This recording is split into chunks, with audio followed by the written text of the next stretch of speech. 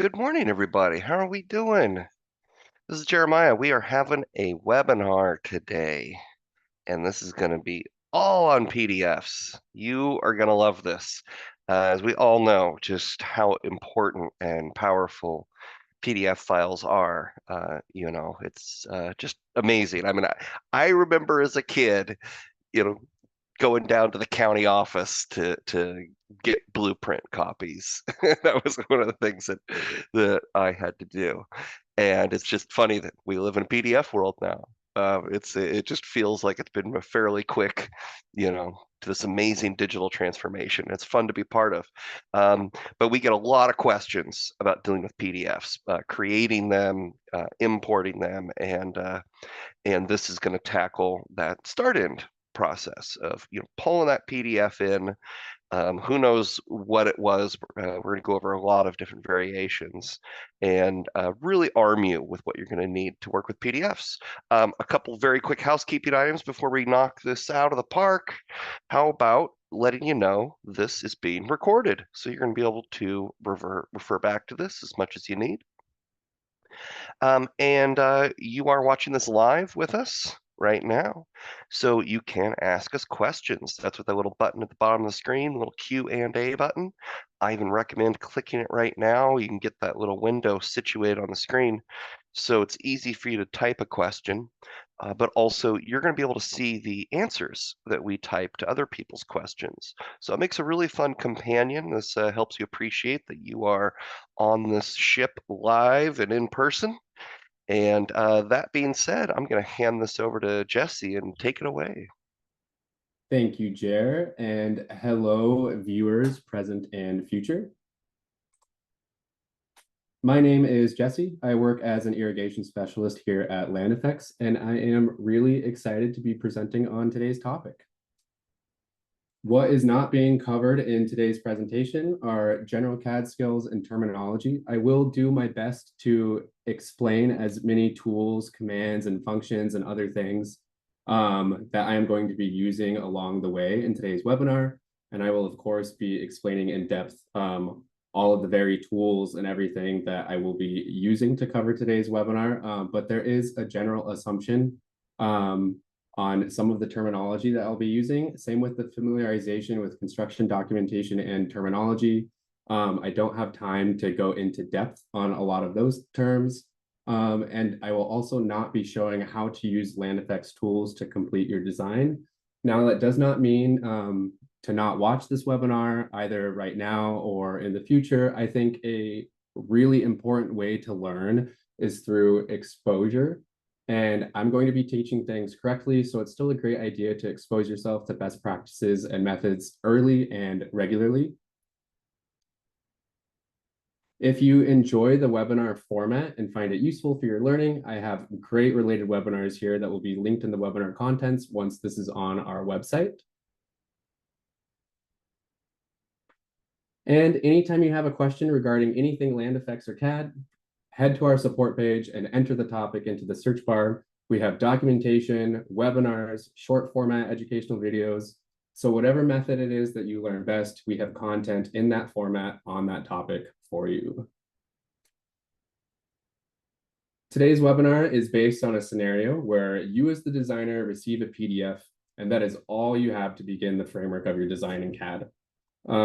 Today's agenda might look like 8 simple bullets, but I'm going to be packing as much as I can to each portion of our agenda, and I hope to be accomplishing this in around 45 minutes. And not only are these bullets the agenda for the presentation, they are essentially a series of operations that you will use to prepare your files using a PDF. And these even further mirror many of the steps for using images and actually just the overall process for file preparation. So we're going to move into CAD now.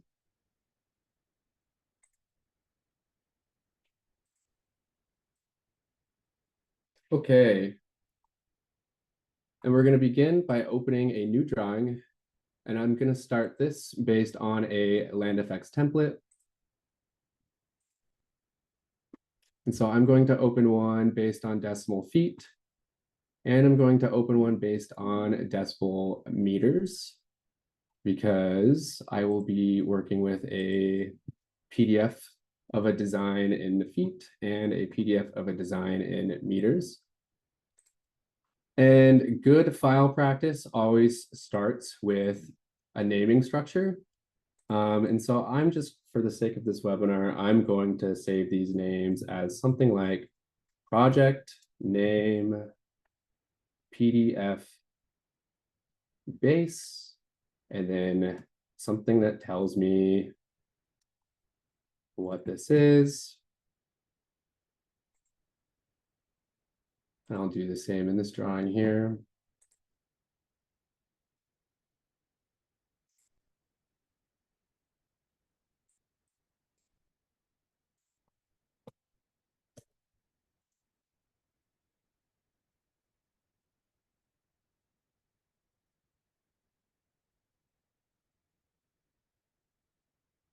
Now, when we use a land effects template, it correctly sets the units for us. But this is something that we can confirm easily by entering the units command.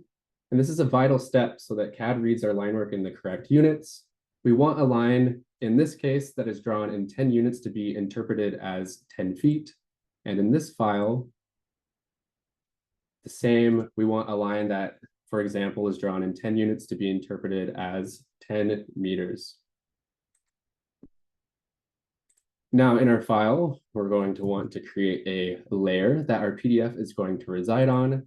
So I'm going to create a layer called Z PDF. And the Z comes from the National CAD Standards naming structure for a shop drawing, if you did not know that.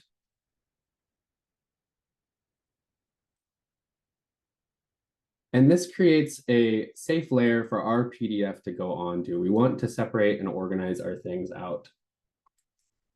Now, to bring a PDF into your drawing, the most straightforward way is to use the Insert tab found on your ribbon up here in the upper left, and then to use one of the ribbon buttons for bringing in a PDF. Now, the great thing about ribbon buttons is that when we hover over them, they give us a definition for what it is that we're using. And so I can hover over a PDF import here, and I can read that it says imports data from a page of a PDF file into the current drawing as AutoCAD objects. Now you're probably reading this and thinking, that sounds awesome. And you're right, that is awesome. If there is data on that PDF that can be interpreted back into CAD as CAD line work, or if there is text, or if there are hatches or anything else, it's going to come back into CAD as usable data. And that is the most ideal situation for working with a PDF. And then a PDF underlay is defined as attaches a new PDF to the current drawing, which is kind of a, a generic definition, but really it's just bringing the PDF in. Something might be saved as a PDF in the PDF file format, excuse me. But it might really just be kind of like an image. Just through the life of it, it was edited in some way or something, or it wasn't saved out of AutoCAD or something like that. And it is a PDF file format, but the things that are on it are not in a data format that can be pulled into CAD. All right. So let's make sure we're on our ZPDF layer.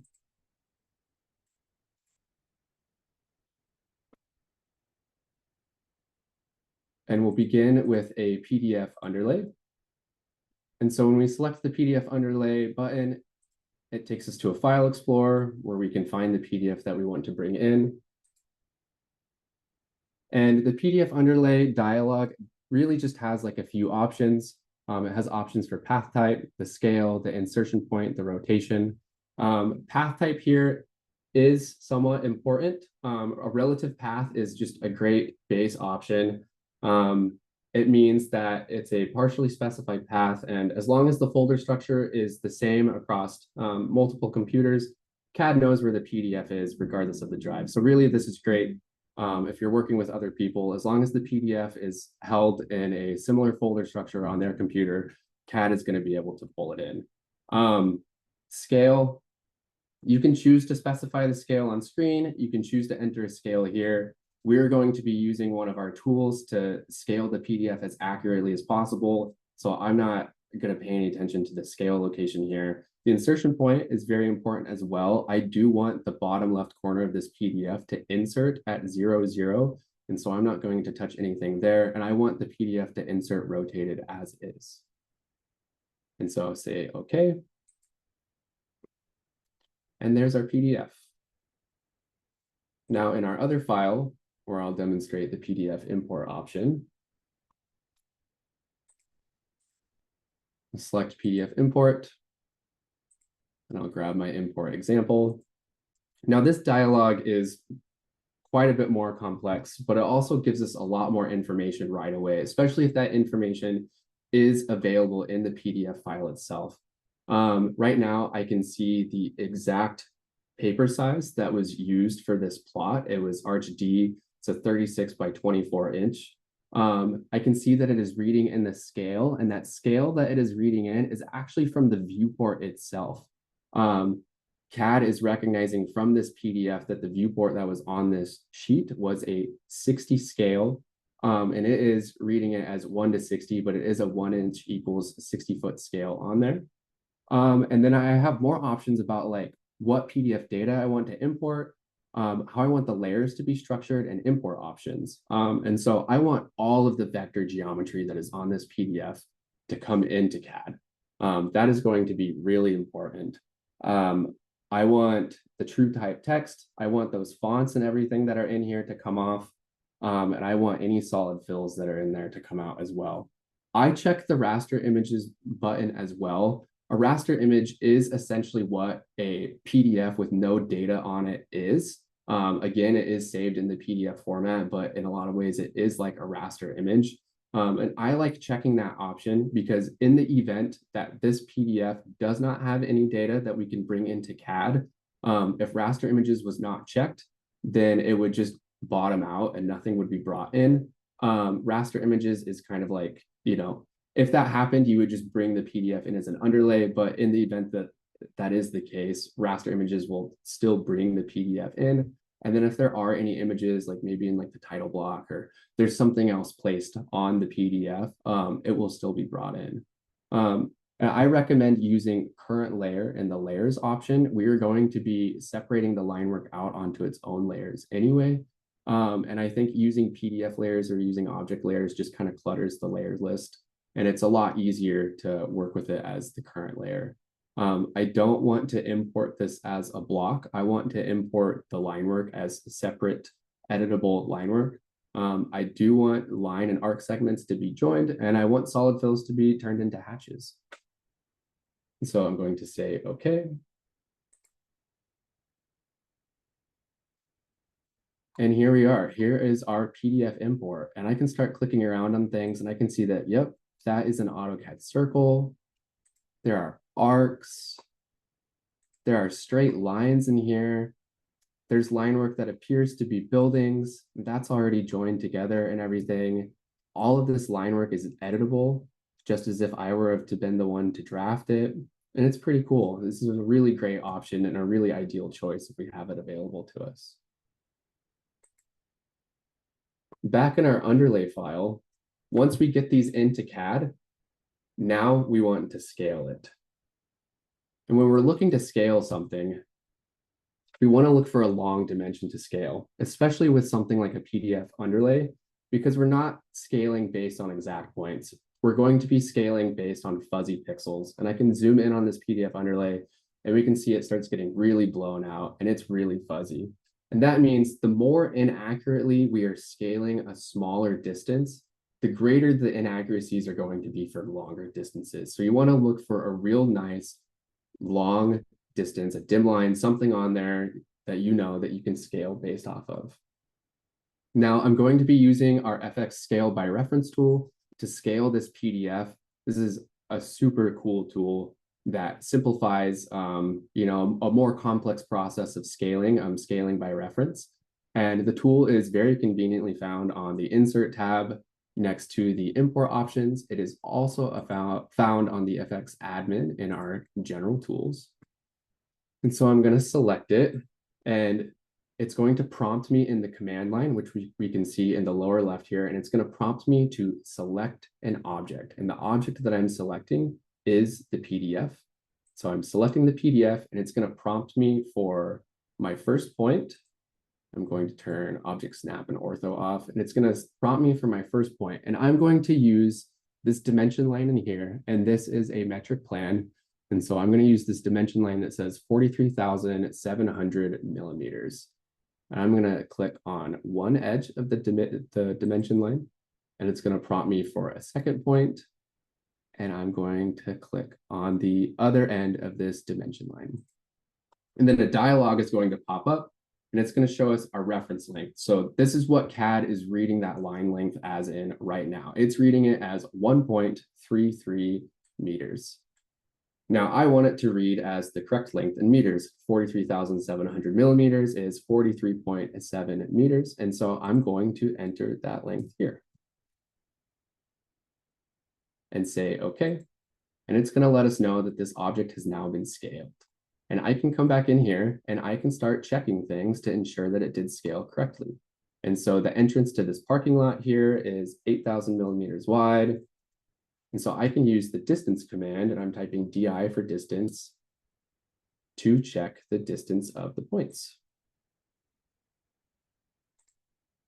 And down here in the command line, I can see that it is being read at just under 8 meters. And let's go check a couple of other spots. We got this line here that says, what does it say? 31,000 millimeters. So we'll check that one too.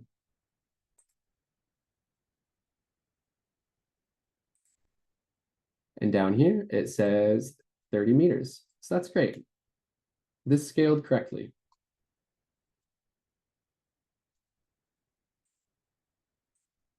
Now, the really cool thing about PDF import is that if everything works correctly, CAD will scale it correctly as it comes into model space. And again, it's scaling this based off of the viewport scale, but we still want to verify, trust but verify. And so still using the distance command, I can check the line work of things that look like roads.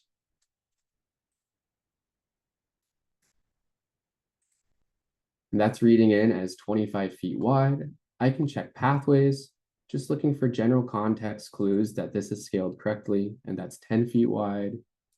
And we can check a more narrow sidewalk. That's reading as 5 feet wide, so this appears like it's scaled correctly. But this PDF had a scale bar on it, and I can also use that to check that this was scaled correctly. And if this was scaled correctly, this scale bar will actually be interpreted as 180 feet. And it was, so that's great. So this line work not only is usable and editable by me, but it's already in CAD scaled correctly. And I just think that is so cool. That is so great.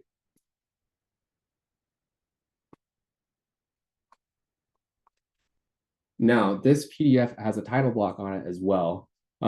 If we need to use that title block, another great power of the PDF import tool is that we can import this PDF onto a sheet size of the normal size of the size that was used for the PDF. And again, that was a 24 by 36 sheet. If we import the PDF onto a sheet size of that size, it's going to scale the line work for us on here. And so I can remove the line work that comes on our templates. I can go back to the insert tab and go back to PDF import. And I can bring in this import. I'm going to leave all of my settings the same. And look at that, scaled perfectly on our sheet.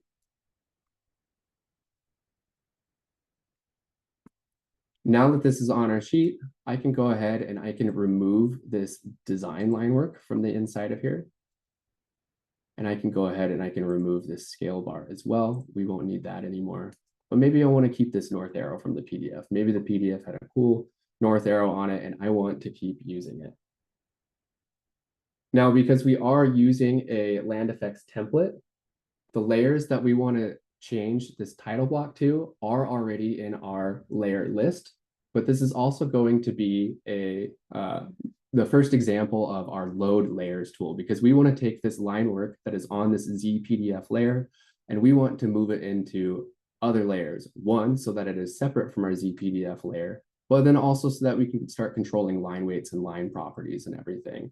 And so again, I can look at my layer list and I can see that there were some layers brought in here from the LandFX template that I could probably use to move all of these things to.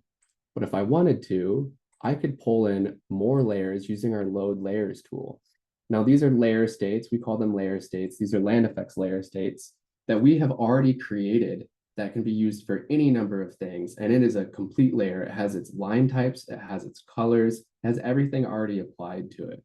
And so I can come in here and in our templates, we've got some sheet border layers already filled out. And then another great place, if we were building a title block, we hold our title block examples in our discipline graphics, and I can pull in every layer that we use to create our own discipline graphics here at LandFX. And then I can open my layers now and look at that. Look at all of these different layers that I have available to me now that I can use to create this title block, keep creating this title block. And so I'm going to do that now. I'm going to move some of this line work to these layers. Prior to this, though, I want to make sure that all of this line work is set to by layer, meaning that the settings that I apply to it are all controlled by the layer that the object is on. And so I'm selecting all of my objects by using Control A. I could also just select everything that is here on this layout. And I'm typing in the command set by layer. And I'm going to say no to change by block to by layer. And I'm going to say no to include blocks. And now all of the text and all of the line work on here has been set to by layer. And so I can start grabbing things and I can start moving them to layers.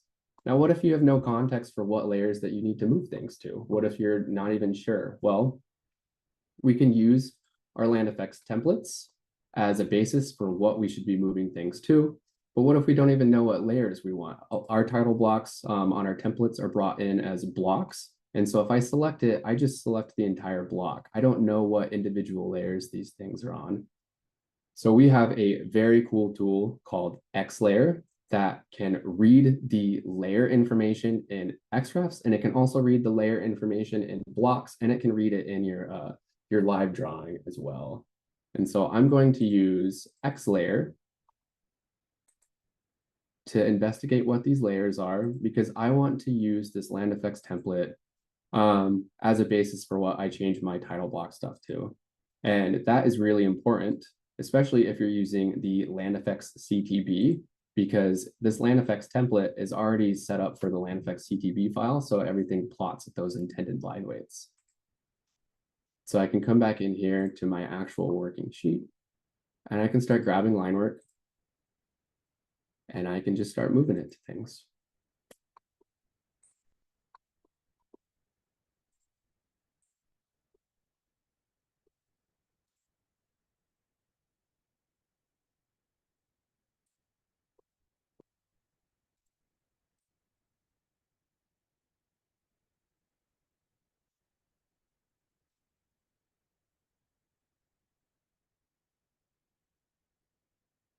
And I can use the select similar command on all of this text, select all of the text at once.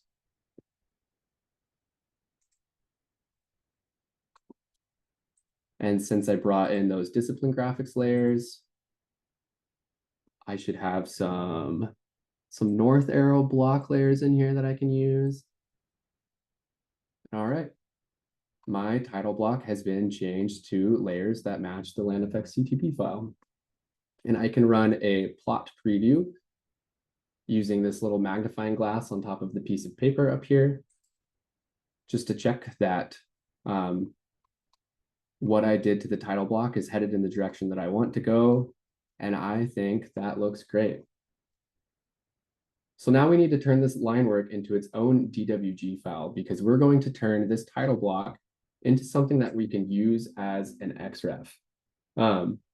And we're going to use it as an Xref so that we have one central file that can then be Xrefed onto an infinite number of sheets, excuse me. That way, any changes that need to be made to the title block only need to be made to the title block file. And again, we can have an infinite number of sheets. Those changes will update across all of our sheets. And to do this, we will be using the write block command, which is WB, or WBlock is the command.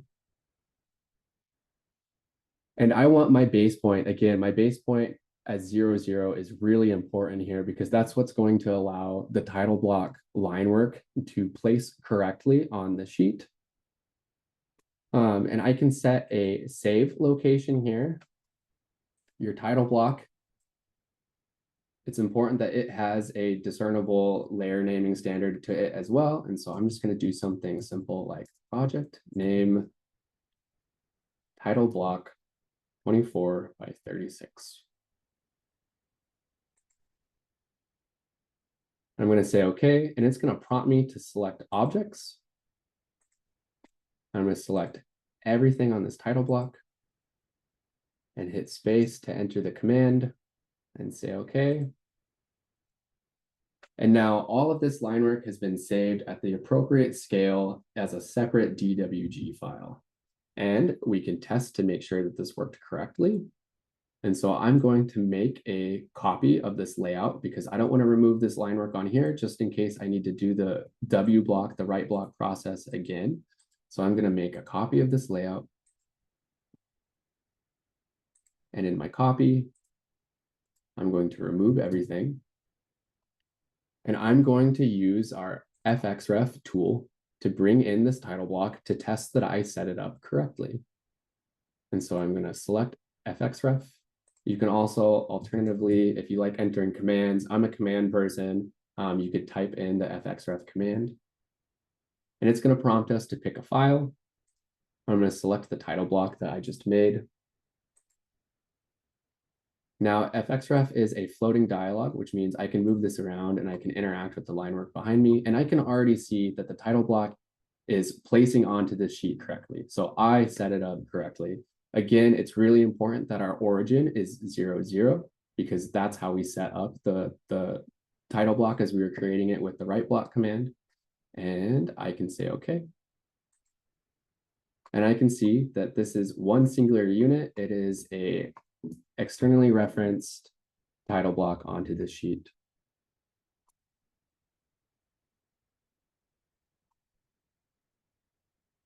Now, a similar process for the PDF import line work.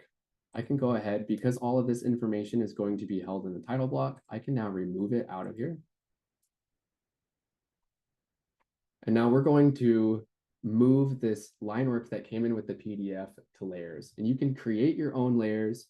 You can put it all on one layer. You can fade it back. You can really do whatever you want. But I'm going to continue using the load layers tool to pull in more layers to move these objects to. And so I'm going to go into templates. Excuse me. I'm going to go into plans, where we have all of these further layer states set up.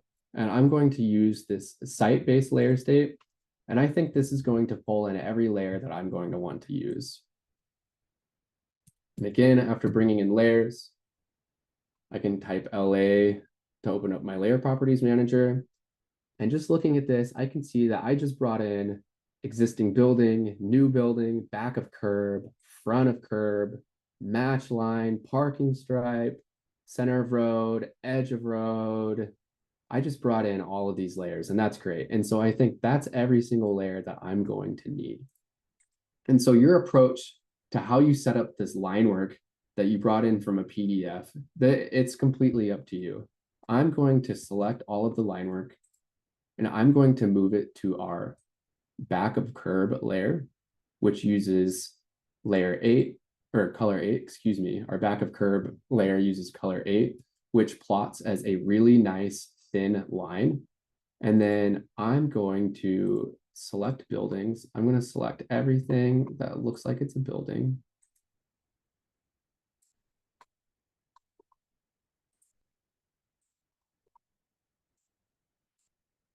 Now I am somewhat familiar with this site line work, and so I have a good assumption of what is a building and what isn't a building.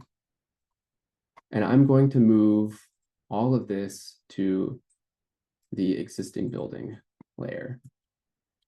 And I think that's really going to set me up for success. And then I think that's also just going to be a good example for fitting the time that we have today for our webinar. And I can come in here on one of our sheets and I can go to our viewport layer and use the mview command to quickly create a viewport. And I can center that line work, or I can set a scale to it really quick.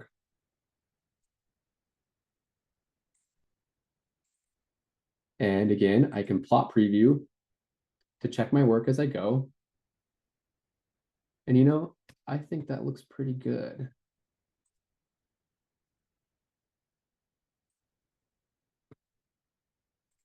And let's check that again after changing my plot settings. Yeah, and I think that's looking great.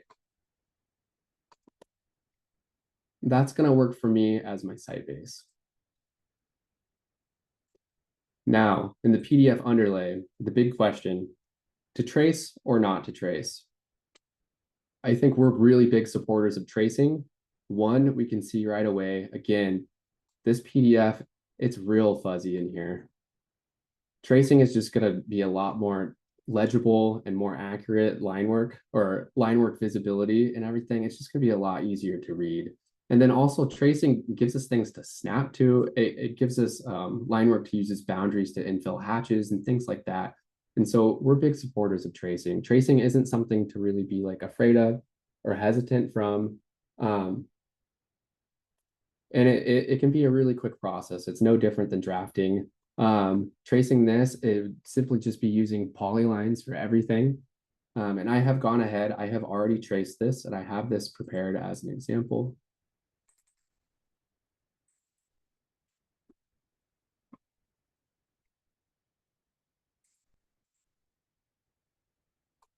And so we can see here with my traced line work with the PDF underneath of it, and I can freeze the PDF layer.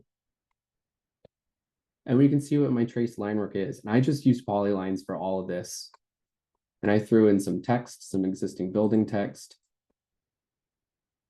And I threw in some existing and proposed tree symbols. I put in an existing turf hatch.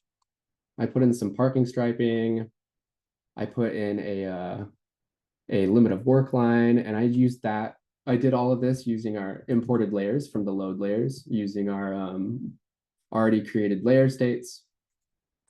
And this improves drawing performance already. This improves drawing speed.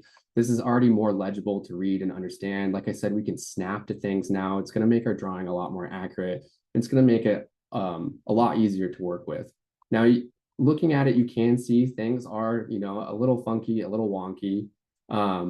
This was an example, but also it just it visualizes the difficulties of when we're working with just like this, this fuzzy scan of a PDF, this older PDF. It's hard to really like zoom in here and see like, oh, is the, like what direction is this line actually moving? Like what direction are these pixels moving and everything? And so it just illustrates sometimes the difficulties of, tracing on top of these PDFs. Okay, at this point, the workflow of creating design files and sheet files is going to be the same between a import and an underlay. Oh, excuse me. Before I get into that, I think a question that we see sometimes is, what do we do with the title block on the PDF? And so say you do really want to use the title block that is on your PDF underlay. For whatever reason, where the job is coming from or what you're doing, you just feel like it's really important to keep using that title block.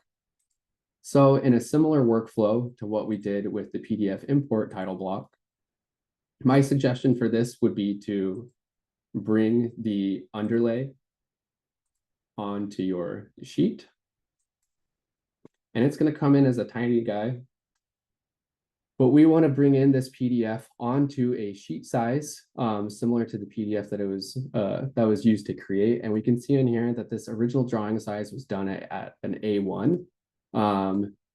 And so we can use that to scale this PDF underlay to match the sheet. And so I'm going to again use the FX scale by reference. And I'm going to scale this PDF to match the true length of this layout. And a A1 sheet is 841 millimeters wide. And so I am going to enter that into the new length for this PDF and say, okay.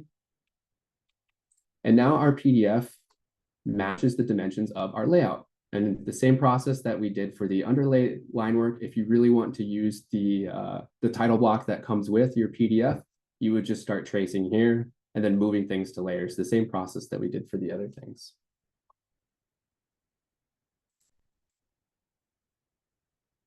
Okay, so creating our design files. I'm just going to use this PDF import file for the rest of the demonstration.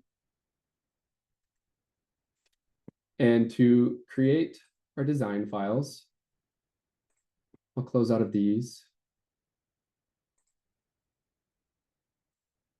We need to create a new blank drawing. And so I'm going to open up another template of the same units that we're working with in our base file. And I'm going to save this as whatever base it is that I'm creating. And so I'm going to do project name planting base.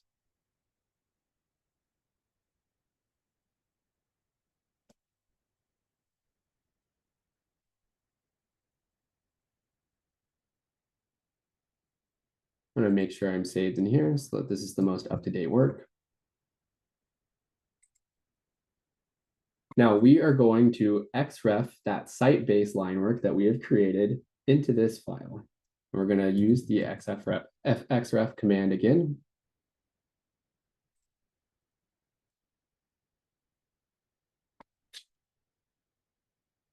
We're going to reference this file in as an overlay, which means that this Xref is not going to be nested into this file.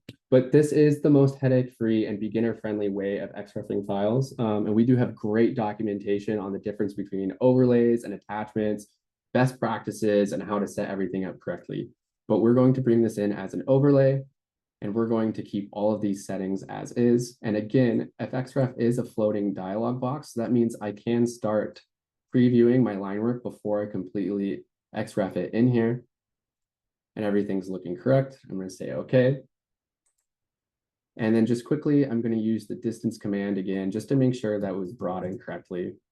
And so I remember this being a 5-foot wide sidewalk.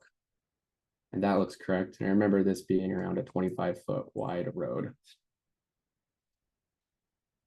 Yep, and everything looks like it was brought in correctly. So now that our planting design base is complete and our site base is in here, all I need to do to start creating my other bases is just save as this file. And so I can come up here and I can start making my other bases. Maybe this project, we're going to have an irrigation base. And in our irrigation plan, we probably want our planting plan referenced into it as well. So I can then FXref our planting base into here. And I can save this.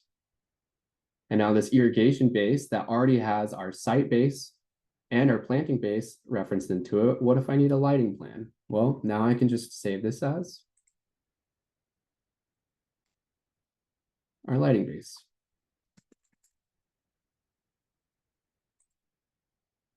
And it's as easy as that. I just created 3 bases for this project.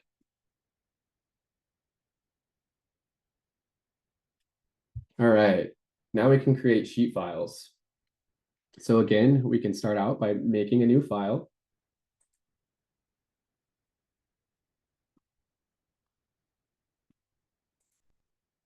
Check that this was created in the correct units. Great, we've got a decimal feet plan here. And I am going to save this as my sheet file name, and I've created some separate folders for sheet files. I'm a pretty organized person and I like to separate everything out. And sheet naming convention could be something just like name of the sheet or the sheet number and the name of the sheet.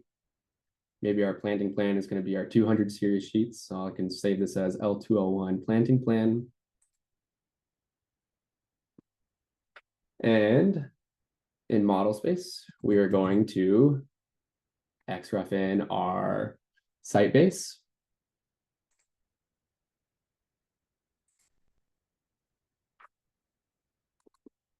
And we're gonna Xref in our planting base. And those are the two files that we're gonna need to create our planting plan. And to get our title block in here, we already have a 24 by 36 inch sheet included in this template. And so I'm gonna remove all of this line work in here, except for this viewport that's already created for us here on this template. I wanna keep that.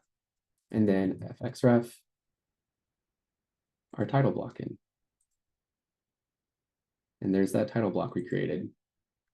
And we just created a sheet.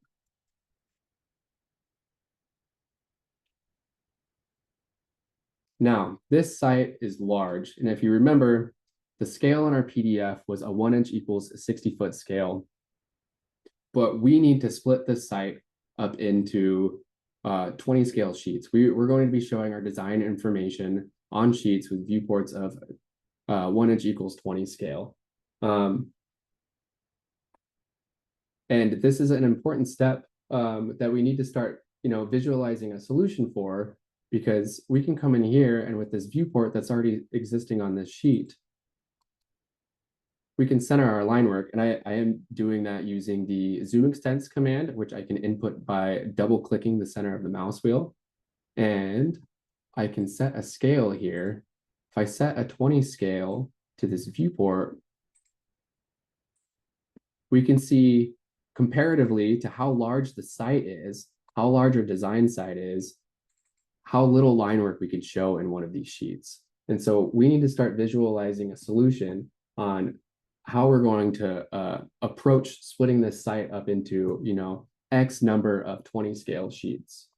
And this is important that we start figuring this out, because this is how our line work that is existing at a 1-to-1 scale in model space becomes correctly scaled onto a digital or physical print. It's how our line work if this were to be printed on a 24 by 36 inch piece of paper, if someone were to put a scale down on it, how that 5-foot sidewalk would be a 1/4 of an inch at a 1 inch equals 20-foot scale. Now, this does seem like a daunting task, splitting this large site into multiple sheets, but we have a great tool that makes this easier in our blocks, in our discipline graphics, in sheet and layout organization. We have a 24 by 36 sheet layout preview block already created for you to use.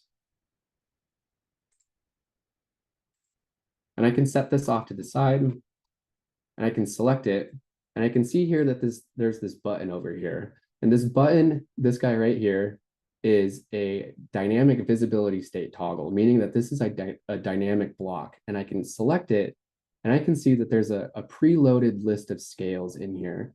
And as I move my mouse on them, the size of this square is going to change. And this square relates back to, in this case, the default viewport that comes on a lot of our land effects templates on our sheets. And this square is just a little bit smaller than the viewport, the default viewport that comes on these sheets. And so I can use this square right here, this dynamic block, to start partitioning out the different sections of this enormous site. So I can start getting an idea, and I can start mapping out what my sheets are going to be. And I can start figuring out, do I need to rotate the site?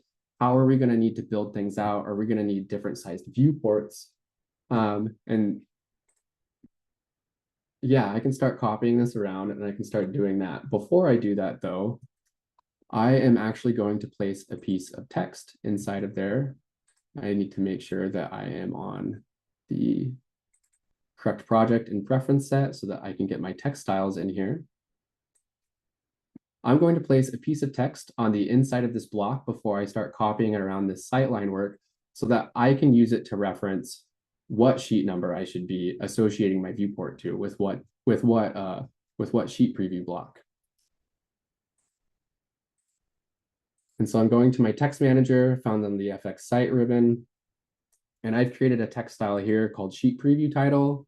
And I made it a very large point size so that I can see it easily in model space. And I'm going to insert it into the center of this block. And I'm just going to call it L1.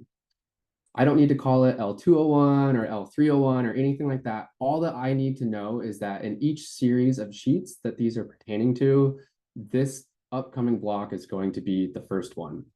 Now, the cool thing about our dynamic sheet preview block here is that it is non-plot, so it won't show when it's printed.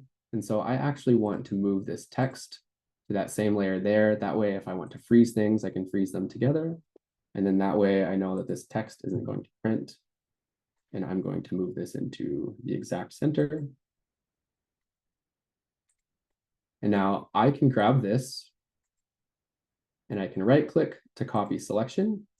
And I can grab it from one of these points. And I can start placing it and trying to get an idea of how this site is going to be split out on my sheets. And just as an example, I'll go ahead and place 6 of these. And I can remove this one off to the side now. And you can come back in here and you can change these to L2, L3, and so on. I'm going to remove these other layouts here. Our recommended standard is always working with one layout in a sheet file. That just frees us up from a lot of potential headache. And it also just makes our file sizes a lot smaller and a lot easier to work with. And then that way, if like a drawing crashes, if something goes wrong, anything like that, we're not losing a lot of layouts. We're only going to be losing the one layout pertaining to that one sheet file. And so if there's anything that needs to be recreated, we just need to recreate this one file. Now, we need to get this preview here, what we want inside of this viewport, we need to get it centered inside of this viewport. Now, I can zoom in and out, and I could try and get it centered in here, but we are using CAD, and we're using CAD because we want computer accuracy, and I want to enable that computer accuracy whenever I want.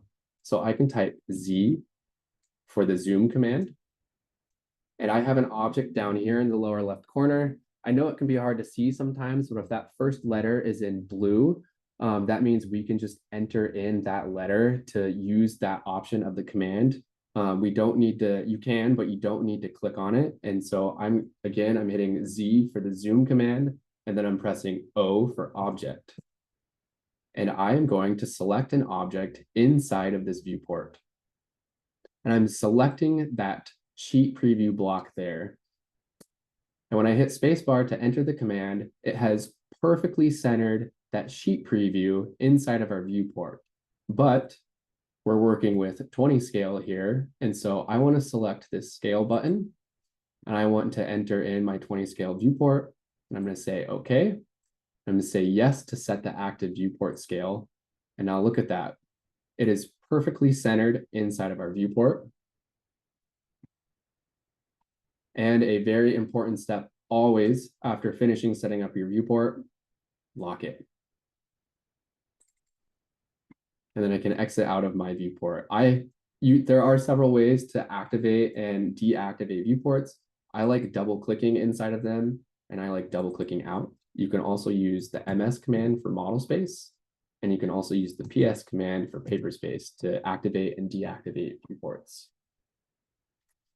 Okay, because we are working with multiple sheets, we need to provide context onto this sheet for what is going to be next. So we can see line work below the match line or the sheet preview line, and we can see line work to the right of the sheet preview line. And we provide context for the person viewing the sheets, reading the plans. We provide context for them by using match lines.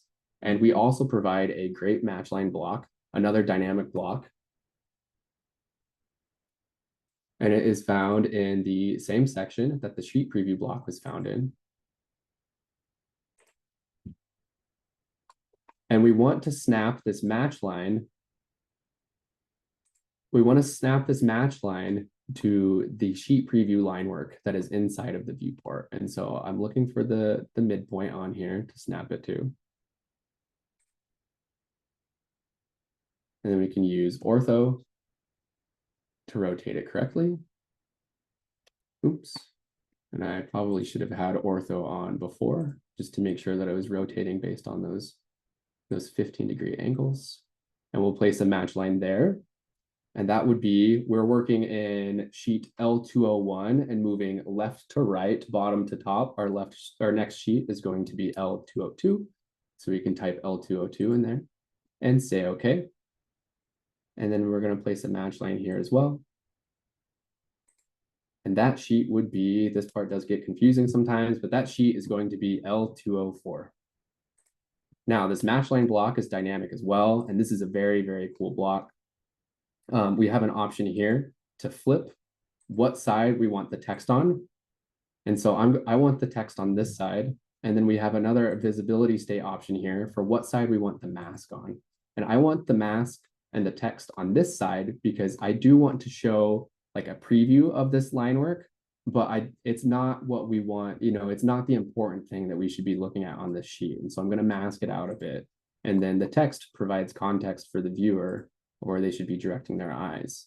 And then the dynamic options for this block continue with an ability to stretch it. And so I am just stretching it to those vertices that match the sheet preview line.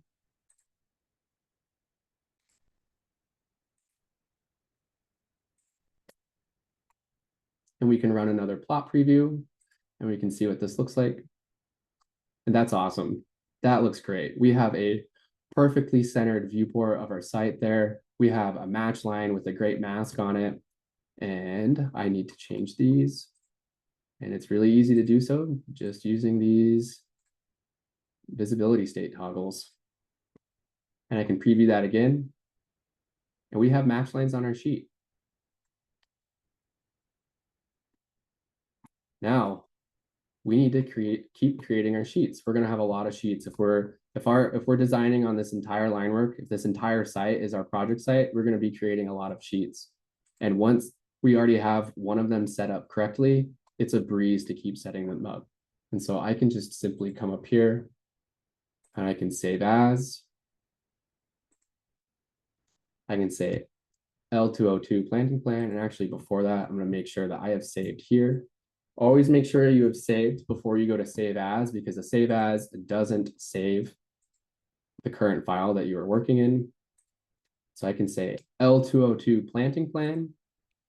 I can say save. I can come in here, double click in to activate the viewport, unlock it, Z for the zoom command, O for object, select this sheet preview. It's perfectly centered. Reset the 20 scale, say yes to activate the viewport scale, lock it. I can get out of there. I can then change this to be L203.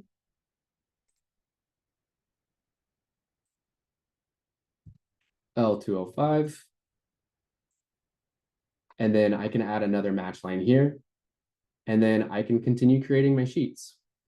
Now, quickly, just before we run out of time, what if we wanted to start creating our irrigation sheets? There are several different ways to do this.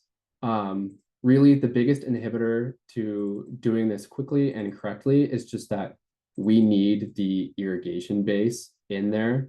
And so regardless of what method you use, either creating all of the planting sheets and then copying them into another folder and then opening them and reworking them from there, renaming them. You got to get that irrigation file in there. And I do think the easiest thing to do would be to just open the first series of, like, say, the planting plans, and then save as this.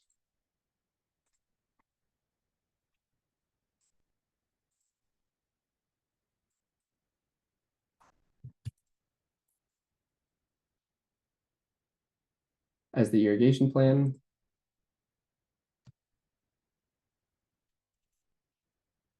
FXref our irrigation basin here. Say okay, save.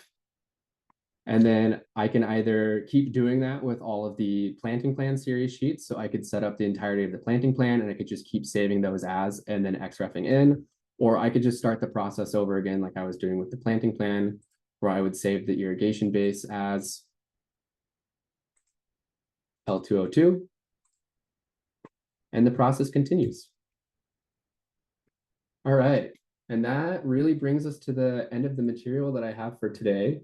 I'm going to switch my screen back to my presentation. So when you receive a PDF to work with, there are a lot of questions that I want you all as designers to feel empowered that you have the ability to ask. Things like, do you have a DWG file? Is the PDF really the only thing you have for me?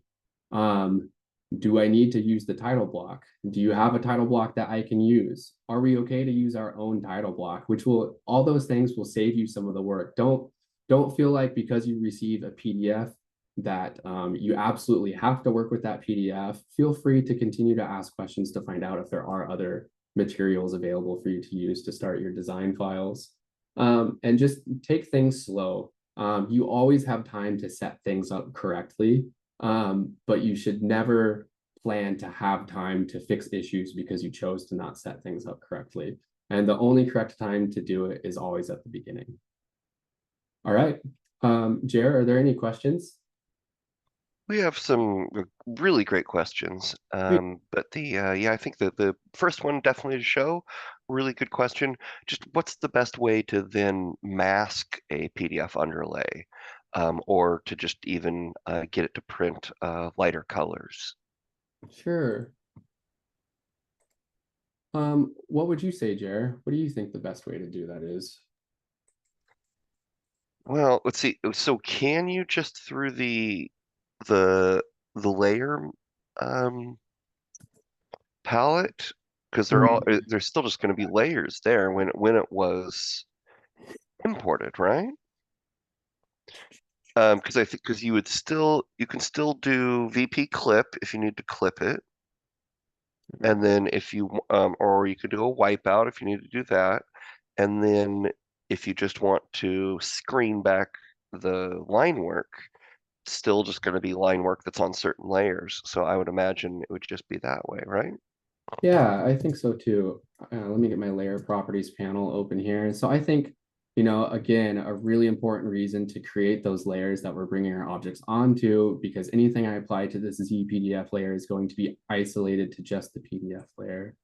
And so we should be able to apply a transparency to the layer that the PDF is sitting on. And so let's try like 75. And we have our transparency display toggle on down here. So that allows us to see the transparency settings that we apply to objects in model space and in paper space. And we can go check in here. And we can do a plot preview to see if it is reading in the transparency, and it is. And again, there are further settings, plot settings that you would want to make sure are enabled, things like plot transparency in here. And I think that is a really straightforward and easy way to just control it through the layer to fade it back. Agreed. Excellent. And then one last question.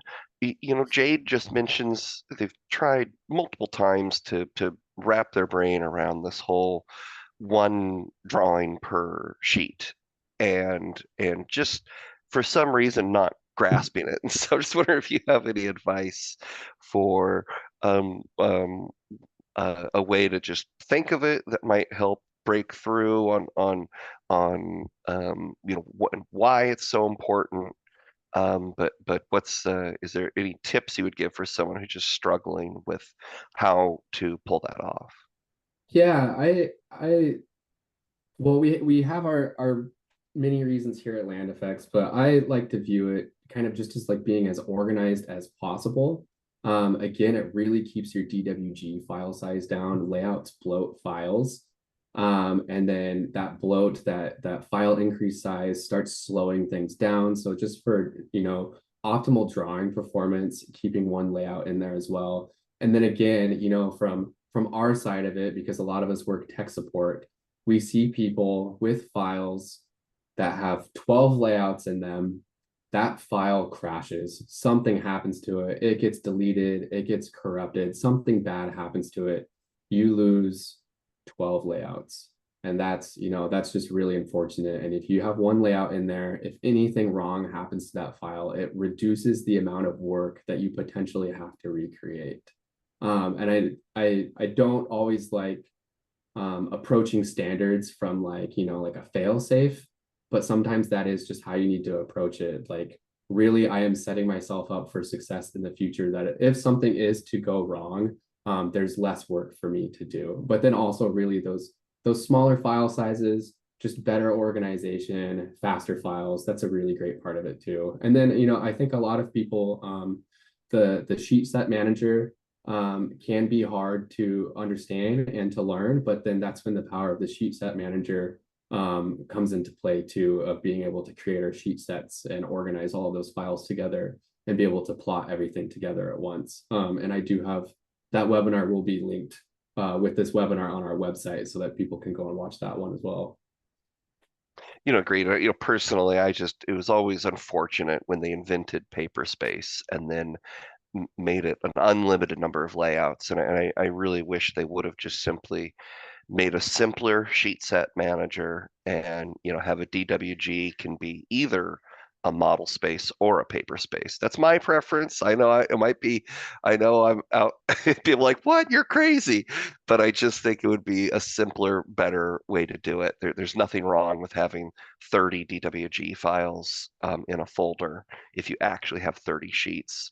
I think a lot of people get fixated on that. They think they're saving something by having fewer DWGs, but like you said, you're exponentially increasing your risk factor, and the total file size is no different compared to 30 smaller files or one giant file. So, yeah.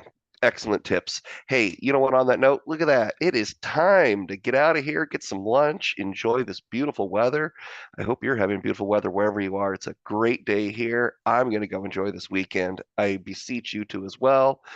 Have fun. Keep the ideas coming. We also had a great idea from one of the questions on how to do a key map. Awesome idea. We really thrive on these ideas for possible future webinars. So please always keep them coming, and we'll see you next time. Bye, everybody.